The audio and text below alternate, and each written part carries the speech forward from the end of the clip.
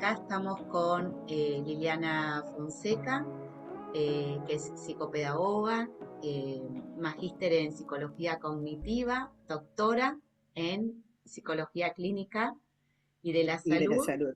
muy bien, por la Universidad Autónoma de Madrid, y coautora del TESLE, el Lee Comprensivamente, el TDR, ¿sí? Eh, y si tengo que poner una palabra para definirla, pondría dos, en verdad, no una: generosidad y compromiso. A mí esas dos son las que mejor definen, más allá de todo el currículum, ¿sí? Y lo tenemos al doctor Gustavo Bichacra, médico, pediatra, magíster en psiquiatría infanto-juvenil, miembro de DIFAM Argentina y propulsor, luchador de la reglamentación de la ley 27.303. em, que, 306. ¿Eh?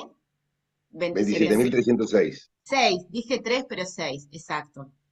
Eh, y, y bueno, también, si tuviera que elegir dos palabras para poder sintetizarlo, creo que es un gran ejemplo para nuestra sociedad, porque se ha puesto la causa junto con otras personas al hombro y bueno, el haber logrado esta ley, creo que es haber empezado un camino, ¿sí?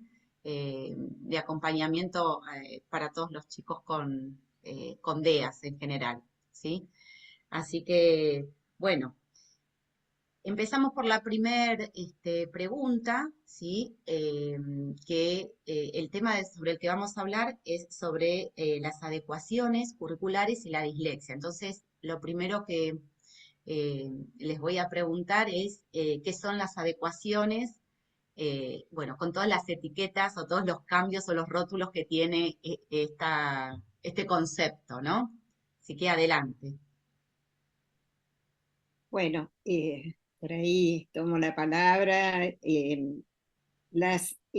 Históricamente han recibido distintos nombres y esos nombres han tenido mucho que ver con el proceso de la inclusión, de las aulas heterogéneas, del camino hacia una comunidad, a una comunidad inclusiva y demás. Entonces, en primera instancia se llamaban adaptaciones curriculares, luego dispositivos de apoyo o metodologías de acceso.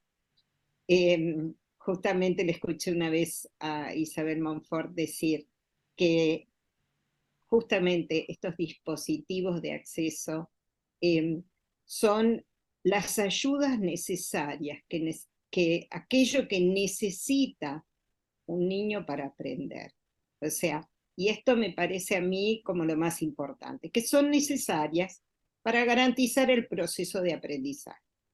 No se constituyen en ventajas, no se constituyen en eh, favores, sino simplemente en aquello que necesita la persona para continuar su proceso de aprendizaje. Bien, muy bien. Sí, es como dice Lili, es para ponerlos al mismo nivel que los demás, ¿no? Y bajo ningún punto de vista es una ventaja, que muchas veces se interpreta como eso y es uno de los factores por los cuales a veces los chicos lo viven con vergüenza, ¿no? Porque se lo hacen ver como si fuera una ventaja. Cuando ponen una prueba muchas veces con ayuda, no es necesario ponerlo en una prueba, se lo puede decir a los padres o en un informe, pero todas estas cosas es lo que van mellando la autoestima de estos chicos, que a la larga es la base de la felicidad. Un chiquito no puede ir a un colegio triste, no puede ir a un colegio con miedo, con ansiedad constante, o vivirlo con estrés. Gracias a Dios, estas adaptaciones, que hoy son obligatorias a punto de partida de la ley 27.306, es decir, independientemente de las creencias y los sesgos que puedan tener determinadas personas, porque esa discusión ya se dio en el Congreso en cuanto a la patologización, en cuanto a las etiquetas, y misma la persona que recibe el diagnóstico de dislexia sabe que el diagnóstico es un alivio, no es una etiqueta. Lo que le joroba es la etiqueta de vago, de burro, pero no la de disléxico, ¿no? Sí, justamente, hace muy poquito tuve la oportunidad de volverme a reunir con alguna de las personas que estuvimos ahí en el Congreso en ese momento, y que justamente me marcaba esto, ¿no? Patologizar no significa no hacer un diagnóstico, no llegar a un diagnóstico, sino que significa tratar al otro como una patología. Y lo que nosotros queremos es que cada uno sea tratado como un sujeto, como una persona que tiene determinadas características y necesita determinadas condiciones para garantizar su aprendizaje. Y esto va de la mano del derecho a la educación.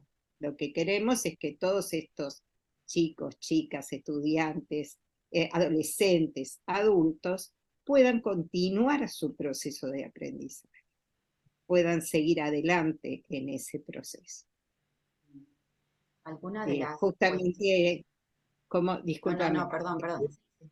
el tema de las ventajas, o sea, o esto que decías un poquito, de que si es hacer trampa, como dicen muchísimos chicos, recibir estas pequeñas ayudas, y realmente tenemos un trabajo importante de convencerlos respecto a que es su derecho y que esto es, es una posibilidad que tienen para el aprendizaje y demás.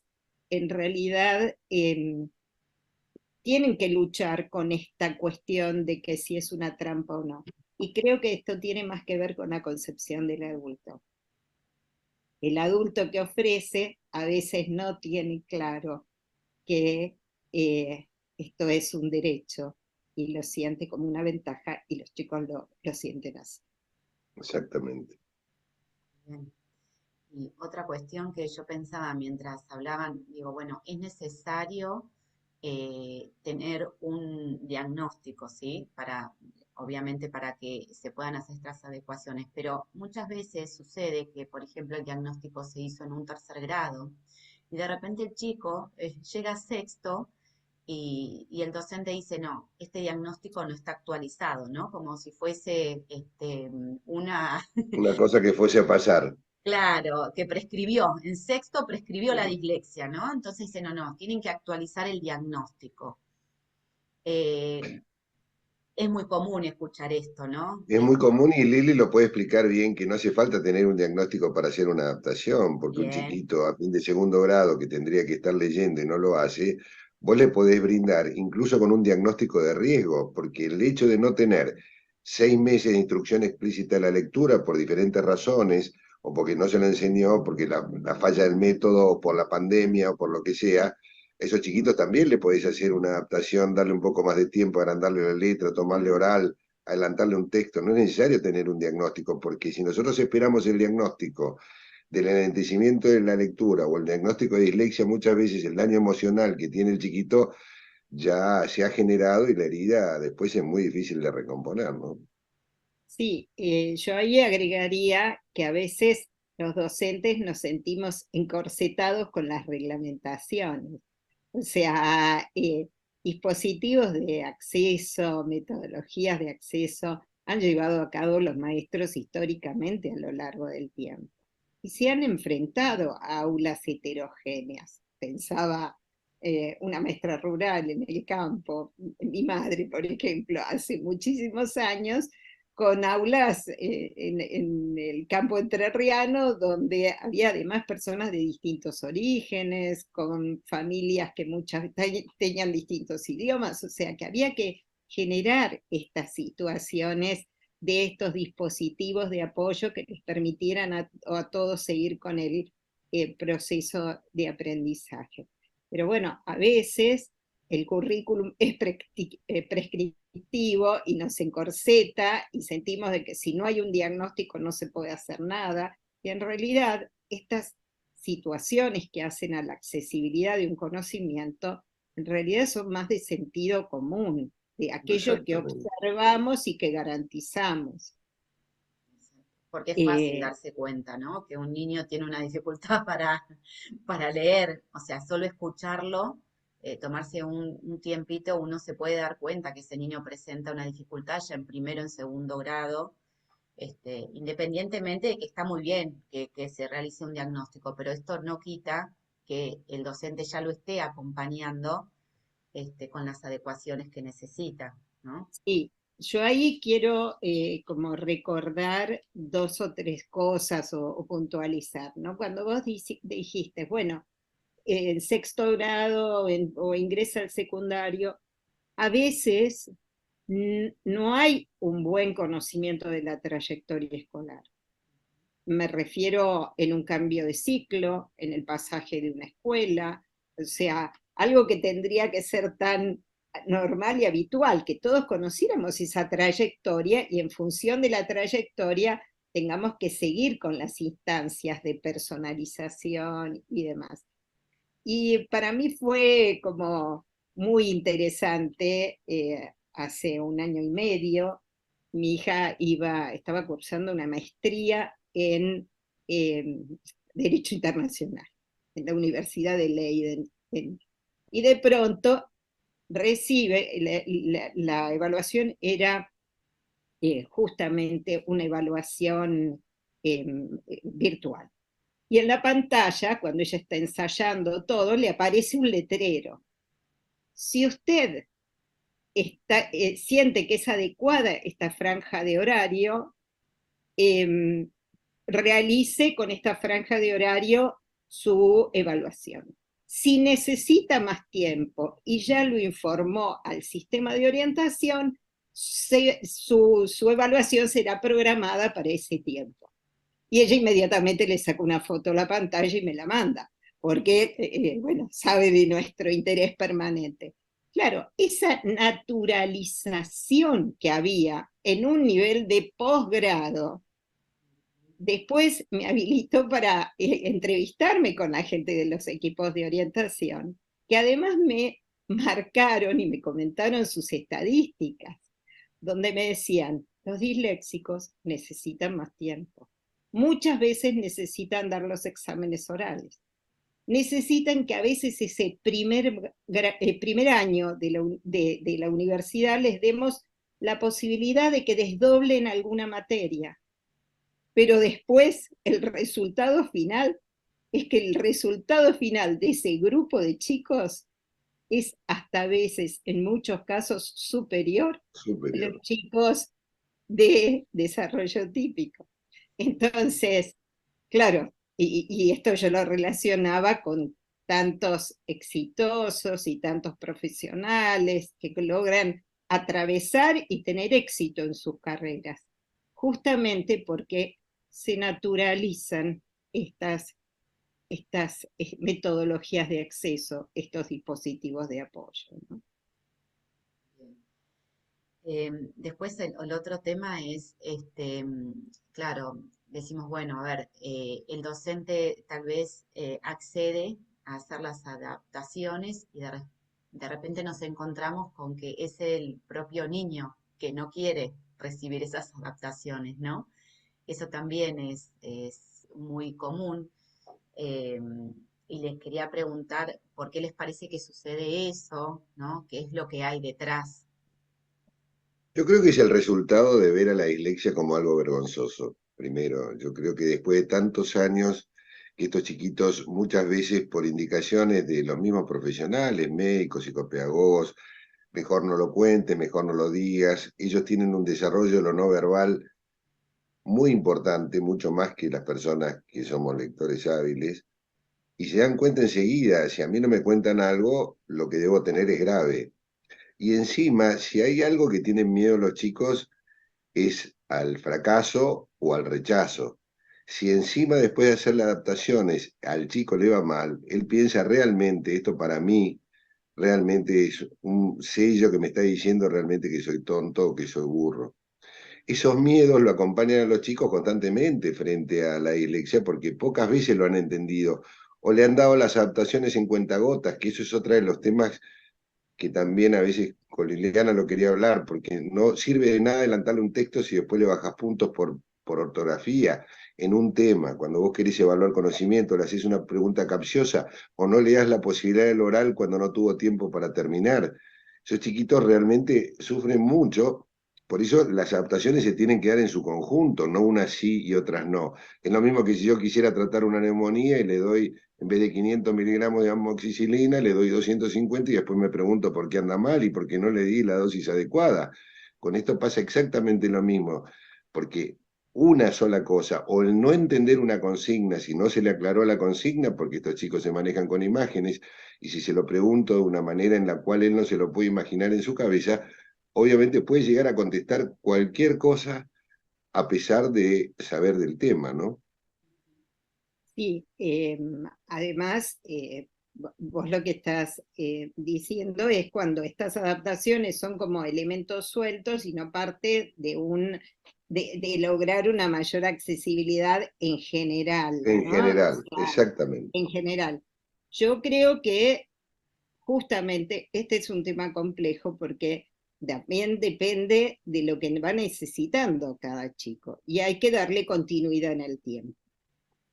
No es que en algún momento va a desaparecer esta necesidad. Por eso di el ejemplo de la maestría. O sea, di un ejemplo del posgrado, ¿no? Y cómo están presentes a lo largo de la vida. Y entonces, ¿qué necesitan estos chicos? Estos chicos necesitan ciertos dispositivos de apoyo vinculados al tiempo. ¿Por qué?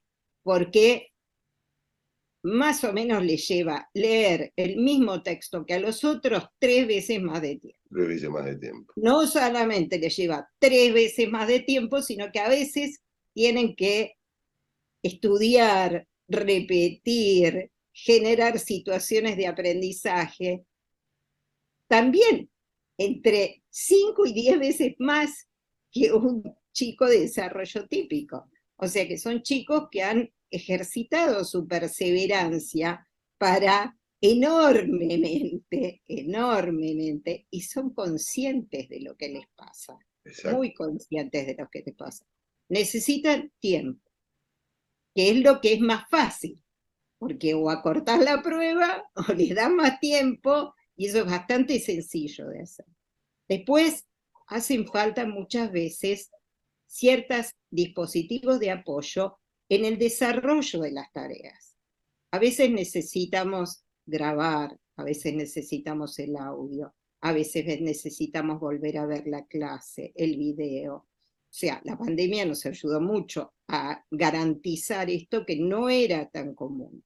En la universidad los chicos les dan las clases grabadas, trabajan muchísimo con esas aulas virtuales. Después hay dispositivos que tienen más que ver con el contexto, con el trabajo en grupo pequeño, la mayor personalización, en un espacio silencioso, adentro, afuera del aula, más cerca del docente.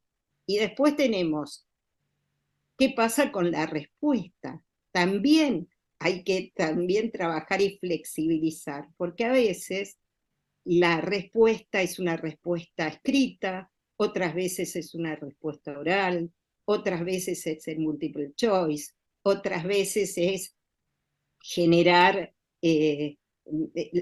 algún dispositivo más creativo que permita de alguna manera acreditar los aprendizajes. Y después la forma en que se presentan las tareas, las consignas paso a paso, las consignas desglosadas, de a una cosa por vez. Bueno, son una serie de dispositivos de acceso necesarias para garantizar el aprendizaje. Y en algunos casos a veces requerimos un paso más, algunas otras adaptaciones un poquito más significativas, que tienen que ver con ajustar objetivos, con ajustar contenidos a los contenidos mínimos, pero bueno, son una serie, ¿no? El texto anticipado, son una serie de dispositivos los que garantizan el aprendizaje.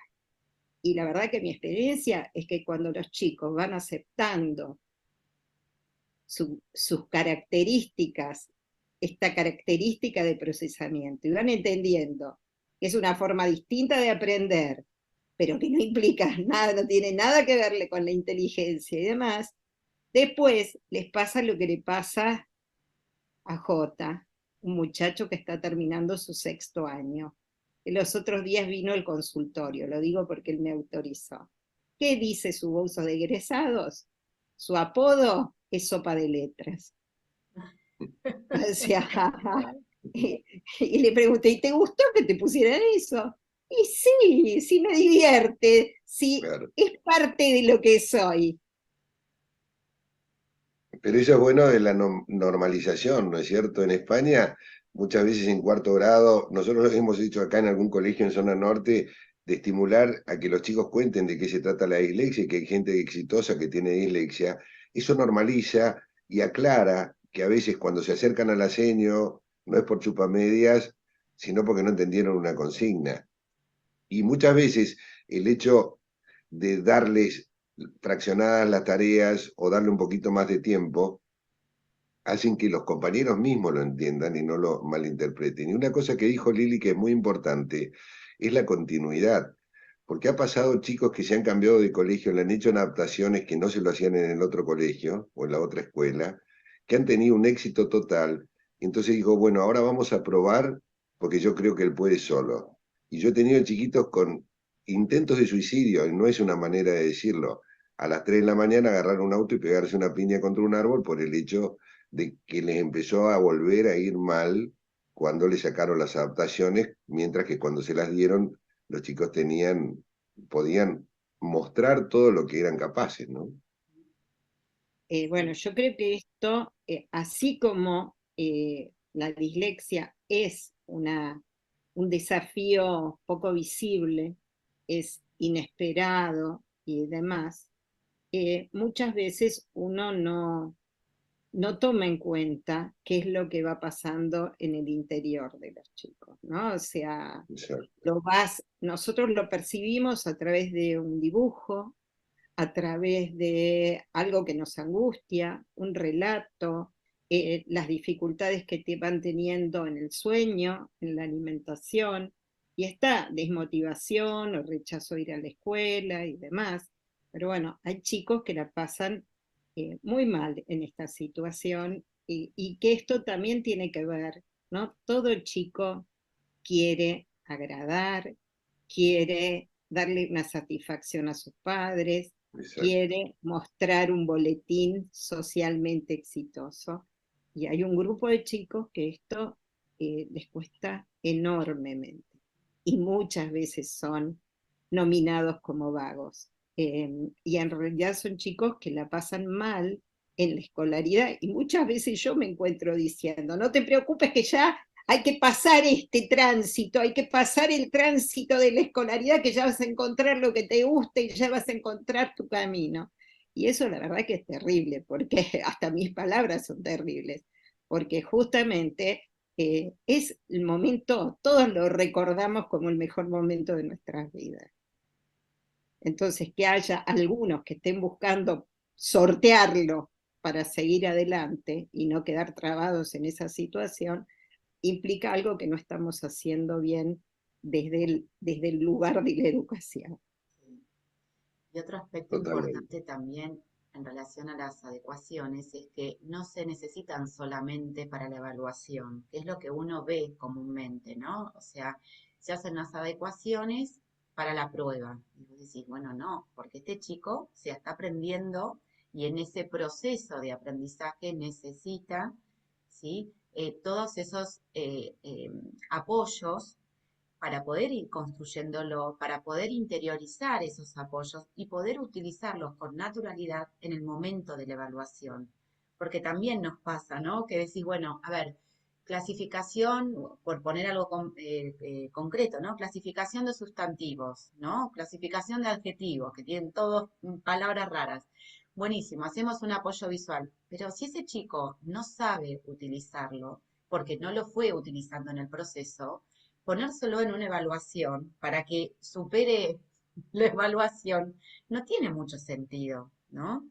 Este, No, realmente cuando uno va y tiene la oportunidad de visitar algunas escuelas, que he tenido la oportunidad de visitarlas por ahí en España y demás, uno lo que observa es como toda la didáctica está imbuida de otro Adaptada. tipo de espíritu. Y entonces, realmente, ver a los chicos dramatizar, generar sus propios trucos para aprender las regularidades, por ejemplo, del sistema de numeración, ¿no? Y ser partícipes activos y demás, como también lo hay en muchísimas escuelas, colegios de Argentina. Pero bueno, son experiencias más sueltas. A mí me gustaría por ahí en esta oportunidad puntualizar lo que significó la ley de ideas en Argentina, porque la ley se elabora en un momento a instancia de un grupo de padres eh, que tomaron la posta en toda esta situación, porque había muchísimas resistencias para aceptar esos dispositivos de apoyo y demás en los colegios y demás, y hubo como una necesidad muy importante de legitimar a través de una ley estas cuestiones de sentido común, estas cuestiones necesarias. De hecho, en la ley, de alguna manera, aparece el dar prioridad a la oralidad, el otorgar más tiempo, el asegurarse justamente si han comprendido la consigna, que parecen situaciones muy simples, pero que todos los días nos encontramos con dificultades, o evitar exposiciones innecesarias en la lectura en voz alta, o facilitar el uso de las computadoras, o promover de alguna manera el derecho a la educación. Bueno, generar instancias de evaluación. Estos aspectos están puntualizados en la ley y son como la bisagra que nos permite explicar muchísimo más acerca de cómo aprenden estos chicos. O sea que esto fue un trabajo enorme en Argentina de todo el grupo de DIFAM y el grupo de Gustavo y los padres asociados y demás, para lograr que hubiera una sensibilización hacia esta problemática y se impusiera como un derecho. Lo que dice Lili es real y la verdad que hay una cosa que a mí siempre me preocupó, que fue cuando uno no puede expresar a través de las palabras lo que le pasa, lo expresa a través del cuerpo, ¿no? Y estos chicos muchas veces vienen, como hablábamos anteriormente, Laura, a través de cefaleas o migrañas o colon irritables o úlceras, hemorragia digestiva, pero esto no es que lo cuento, fueron casos reales de chiquitos que han tenido este tipo de... Y obviamente depende del temperamento. Nosotros, no todos los chicos con dislexia tienen lo mismo y no todos reaccionan de la misma manera porque hay diferentes temperamentos que vienen de fábrica y que son inamovibles. La personalidad es el temperamento más el carácter modifica trata de domar al temperamento, pero el temperamento hay chiquitos que son más tímidos, hay otros que son más desnucados, hay otros que son más resilientes y hay otros que se fijan y viven a expensas de lo que puedan decir los demás. Entonces, las personas con dislexia la viven, son diferentes, y no todos, no, yo tuve un chiquito con dislexia que reaccionaba así, que era mucho mejor que este, el problema de él es la actitud. Lo que pasa es que nosotros valoramos a los pacientes, a los alumnos a través de la actitud. La valoración de una persona pasa por los conocimientos, las habilidades, más habilidades por actitud. Lo que siempre nos fijamos es la actitud, pero nunca pensamos que pueda ser secundario a todas estas cosas. Si un chico se enferma, el tema de la lexitimia, que es muy frecuente de ver, que está muy regulado, muy relacionado con la depresión.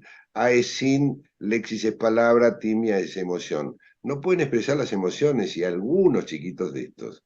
Es decir, pueden tener esta cara de hielo como cara de póker en el cual no te pueden decir nada ni tampoco, pero son, digamos, para defenderse, actitudes que utilizan para defenderse de no poder leer sus propios sentimientos, sus propias emociones ni las emociones de los demás.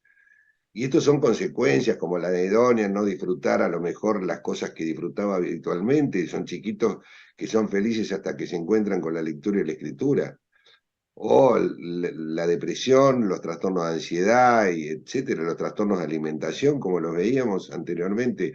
Es decir, nosotros, una vez una docente se enojó porque yo decía, no podemos entregar chicos sanos al colegio y que después se enfermen. Pero si nosotros no somos, pero es que es por desconocimiento, nadie lo dice que lo hacen a propósito, pero que los chicos se enferman a punto de partida del mal enfoque que tenemos nosotros los médicos, y los terapeutas que están en relación con estos chicos por no comprender el esfuerzo que hacen día tras día al estar enfrentados 8 horas a la lectura y la escritura y no poder, no es que no quieran, no pueden, que después lo puedan aprovechar. Bueno, son estrategias de afrontamiento, como yo siempre digo, si yo tengo una poliomielitis y me llevan todos los días a patear penales a la escuela de Marangoni, que es un jugador de fútbol que hay acá en Argentina, y si lo más probable es que un día diga, no, me duele la cabeza, o ponga el termómetro en la lamparita de la luz para que me dé 40 grados de fiebre y tratar de no ir al colegio. Pero bueno, y aparte no tienen salida, porque hay personas, Lili, vos, yo, si vamos a un trabajo que no nos gusta nuestro jefe o no nos gusta en el grupo que estamos, nos vamos. Ellos no tienen posibilidades de irse. Somos nosotros como padres los que le tenemos que tomar la decisión que muchas veces es tan difícil tomarla porque decimos, bueno, es tan lindo grupo, los chicos, el grupo de padres es tan bueno, los conocen desde chiquitos, no los vamos a sacar. Y si vos me preguntás qué error cometí yo en no haberlo sacado un año antes del colegio, a Santiago, que después terminó bien y está estudiando Derecho y trabaja en Comodoro Pi.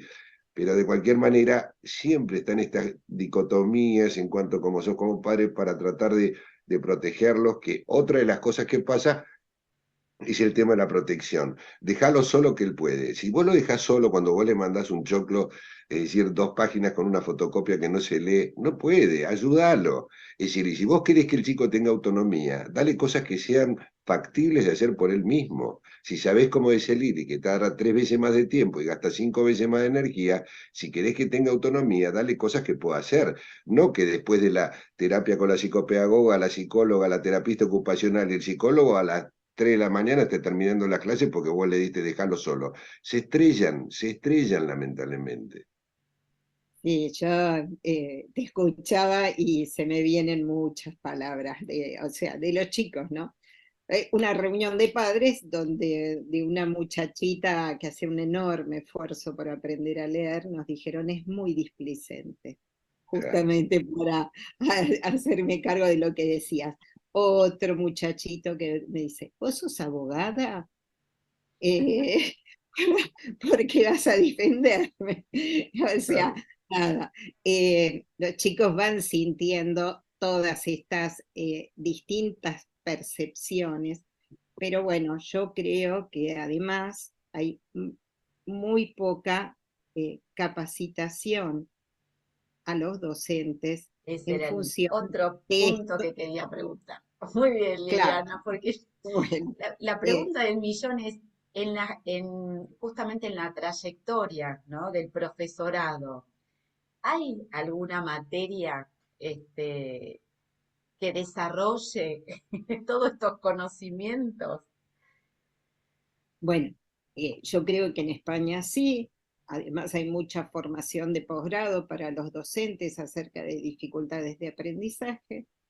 Eh, en el profesorado, en los programas del profesorado en Argentina, que hace muchísimo tiempo no cambian, hay muy poca formación acerca de lo que son las dificultades de aprendizaje, de las didácticas más adecuadas, de las metodologías de acceso, o sea, hay poca información y tenemos aulas muy heterogéneas, o sea, porque en la Argentina, bueno, se tomó en cuenta tanto los modelos DUA, diseño universal de aprendizaje, lograr comunidades inclusivas y demás, o sea que los docentes están frente a aulas muy heterogéneas, mucho más después de la pandemia, y muchas veces no cuentan con formación, que justamente hoy estaba dando un curso donde había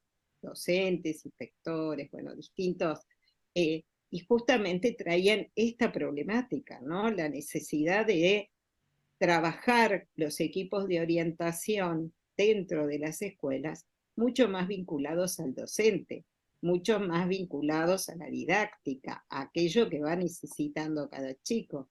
¿Cómo lo sabemos nosotras? ¿Cómo lo sabemos los profesionales que trabajamos con estos chicos? Porque nos ponemos a trabajar con ellos a la par, porque vamos viendo cómo leen, cómo escriben, cómo producen, cómo comprendieron esa palabra. Ayer había una divina que estábamos leyendo acerca del dragón de Komodo y que se comía el ganado. ¿Y qué era el ganado? El ganado es que te ganas un premio. O sea, bueno, solamente te das cuenta de esas cosas si estás al lado, codo a codo. Y a veces hay pocos espacios de personalización. Estos chicos necesitan más, más personalización, más experiencias de práctica, más motivación para lograr sus aprendizajes. Y con ese más lo logran, llegan, y bueno, y los resultados se ven bastante más adelante, que eso es algo que les decimos a los papás, ¿no? Como que no desesperen en lo cotidiano, No. sino que apuesten al futuro, ¿no? al futuro. Tenemos casos, tenemos una en común que está terminando el secundario y que ahora está en Bariloche, y Lili hizo el diagnóstico en sala de 5 y fue brava toda su primaria, ¿no? Fue duro, un tramo también del secundario y bueno, los últimos 3 años del secundario los hizo solita, ¿no? Entonces, cuando las adecuaciones están, cuando está la intervención y están las adecuaciones, cómo el chico va adquiriendo herramientas, porque es el mismo chico que lo va a pedir después, ¿no? Y hoy ella muchas veces es la que ayuda a sus compañeros, está terminando con excelentes notas, entonces hay muchos Que casos. incorporó una enorme capacidad de afrontar la adversidad. Esto es lo Claro. que incorporó esa chiquita. Pero seguramente si volvemos a hacer un diagnóstico fino, muchas de las dificultades siguen persistiendo Sí, y, y, y van a persistir. eh, Ella las puede afrontar mejor. Pero si trabajamos con sutileza vamos a encontrar esas dificultades y seguramente es de las que va a necesitar cuando haga su maestría de ese letrero que le garantiza. Y la otra cosa que les quería contar de esa universidad es que me dijeron, bueno, lo que nosotros necesitamos acá simplemente es un diagnóstico mínimo de su pediatra, de su psicopedagogo, que nos diga en realidad el tipo de dificultad y qué cosas necesita, no mucho más. No es que hay que volver a hacer un diagnóstico Claro. completo, sino que hay que refrendar de alguna manera para que tengan acceso a esos dispositivos de apoyo. bueno, muy bien. Yo creo que decíamos antes con Gustavo y yo soy convencida porque tengo así como un espíritu positivo. Hay muchos docentes que acompañan a sus alumnos y la idea es, a ver, poder contagiarlos, ¿no? Con estas buenas prácticas, ¿sí? Algo que tal vez también de alguna manera tiene que ver con todo esto es eh, poder ver de qué manera estamos enseñando también, porque uno habla de las adecuaciones, pero no hay que perder de vista que todo empieza por una buena evaluación, ¿no? Por un buen método de enseñanza, de la alfabetización, ¿sí? O sea, todo está relacionado, ¿no? Porque bueno, acá hacemos como un recorte y hablamos solo de las adecuaciones, pero la escuela y estos maestros en su capacitación también necesitan saber cuáles son aquellos métodos que la evidencia dice que los niños con esos métodos pueden aprender a leer con éxito todos los alumnos, no solo aquel que va a aprender con cualquier método, sino todos los alumnos. Poder hacer detecciones tempranas también es otro aspecto que es importante. Entonces es necesario la evaluación, ¿no? O sea, como que una cosa no quita la otra, no es que lo único que tenemos que hacer son adecuaciones, sino que en todo este proceso, ¿no? Es una intervención más la adecuación, pero el docente tiene que poder dar cuenta del proceso de ese alumno, evaluándolo, siguiéndolo, y como decía Liliana, cuando dijiste la palabra más, digo, es más oportunidades, más tiempo, ¿no? Este, Sí, y yo repetiría un poquito la frase de Isabel Montfort, esto no es más que lo que necesita un chico, las ayudas necesarias que necesita para aprender. Lo que después tenemos que hacer es garantizar los aprendizajes. Y los aprendizajes los garantizamos a través de las didácticas y los niveles de personalización. O sea, seguramente la escuela necesita garantizar ciertos niveles de personalización para una gran cantidad de chicos que están teniendo dificultades en la alfabetización. Y que simplemente por la propuesta, por más que sea una propuesta de calidad que ofrece el docente a un grupo más masivo de 25, 30 o 40 chicos, como sucede a veces en la provincia de Buenos Aires, bueno, seguramente estos chicos van a necesitar muchísimo más que esto. Y Totalmente. es la educación la que tiene que garantizar que accedan. O sea, no todos tienen acceso a tratamientos extra, no todos tienen acceso a un psicopedagogo, una fonoaudióloga, un pediatra especializado y demás. Entonces, la equidad se garantiza a través de la escolarización. O sea, de propuestas más específicas dentro de la propia escuela.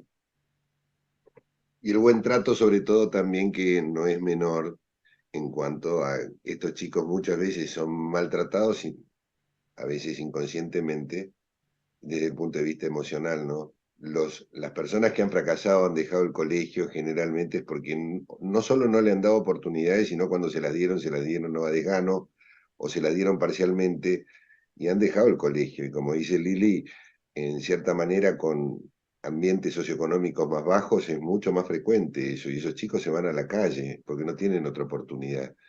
Es decir, porque no han tenido acceso a un diagnóstico correcto, por falta de medios, y eso es terrible, especialmente en chiquitos de bajos recursos. Pero las personas que han tenido ingreso en las drogas o han querido, digamos, ser valorados por otras cosas, pues es una necesidad básica del ser humano ser valorado por sus pares, a veces acuden a cosas que no son las más adecuadas, y es lo que los lleva muchas veces a fracasar escolarmente, a pesar de tener un coeficiente intelectual adecuado y habérsele brindado las adaptaciones correspondientes, porque si las adaptaciones se dan tardíamente, si los diagnósticos son tardíos, si hay reticencia en brindárselas, es decir, el fracaso está asegurado. Y después, bueno, como les decía anteriormente, obviamente todo se basa en la actitud, y estos chicos pasan, digamos, independientemente de eso, bueno, a no terminar el colegio, pero también el hecho de decir no alcanzó los contenidos cuando vos no le has dado durante todo un año ni una sola adaptación, también es una cosa que a los padres y a los chicos los pone mal, ¿no? Es decir, vos no podés hacer que a veces, hasta te diría, se justificaría tener una permanencia en un año, pero siempre y cuando vos le hayas brindado las herramientas necesarias para que el chico pueda mostrar todo lo que puede llegar a ser. Es decir, que eso muchas veces no pasa, y bueno, por eso lo de la ley es importante para poder, porque ahí está en parte más las indicaciones, digamos, las sugerencias en cuanto a las adaptaciones, más los que las psicopedagogas como Lili lo ponen en el informe como para que los docentes lo acaten, ¿no? Pero Sí, bueno, sí. Y lo que pasa que, bueno, yo creo que hay un nivel de intervención y un nivel que es importante que se haga en la escuela. El tema del derecho a la educación y garantizar la exacto, alfabetización en los primeros años de la escolaridad. O sea, para todos, ¿no? O sea, esto no es una cuestión de esperar, no es una cuestión de que eh, esas conexiones que se van armando en relación al lenguaje oral, lenguaje escrito y demás, en realidad van a advenir mágicamente. Van a advenir después de un trabajo sumamente sistemático.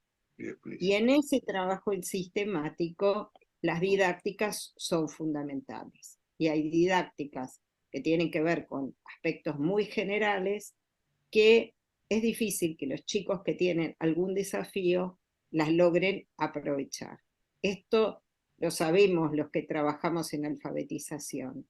Los chicos no necesitan mucho para alfabetizarse si no tienen una dificultad específica. Lo que sí necesitan es sistematicidad, intensidad y de lo simple a lo complejo.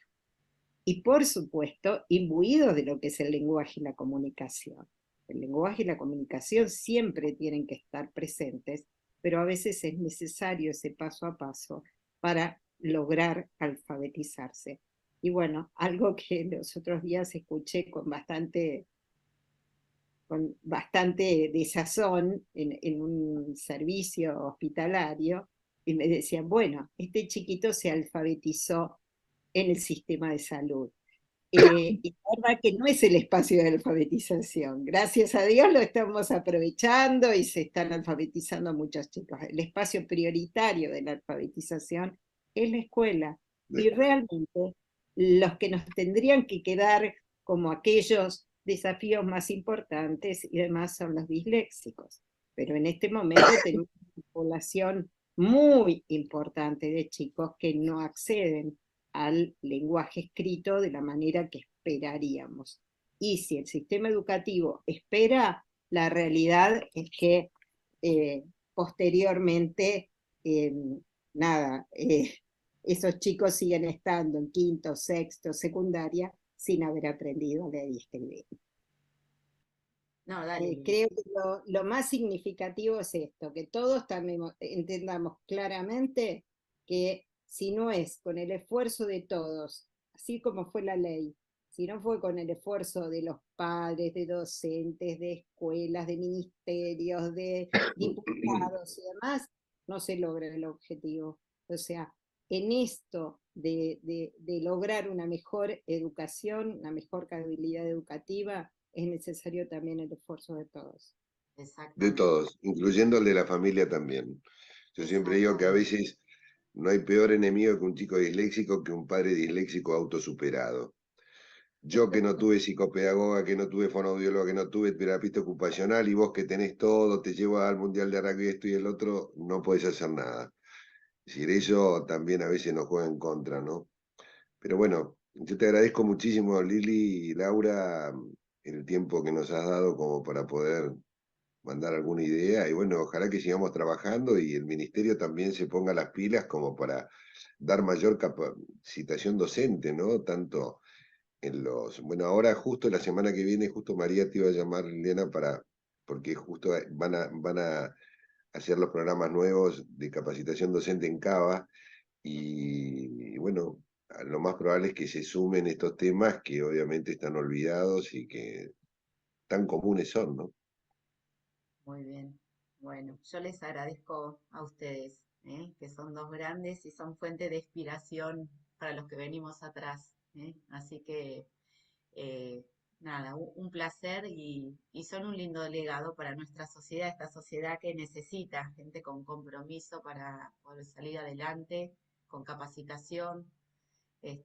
Así que, bueno, les agradezco mucho y desde ya Bueno, nos encontraremos en otro momento.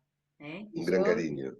mi último avisito, que no hablamos, la tecnología, los dispositivos de apoyo, que también ayudan enormemente a mejorar esa sistematicidad y esa capacidad de intervención. Bueno, Sin ninguna Muy nada. duda. bien, muy bien. Sí, sí, así es. Y el que hablábamos con Gustavo también, luego cuando los chicos ya tienen este proceso de alfabetización logrado, también estos otros dispositivos, ¿no? Que te permiten leer, este, que hablamos de alguno, no es para Sí, sí, hacer no, no, para no propaganda, dar la pero marca, pero sí que realmente ayudan muchísimo, exacto, no tenerle miedo. muchísimo. Sí, sí, así es. Bueno, Bueno, Bueno, muy bien. mucha suerte. Un Nos abrazo vemos grande para los dos. igualmente. Gracias, Y gracias.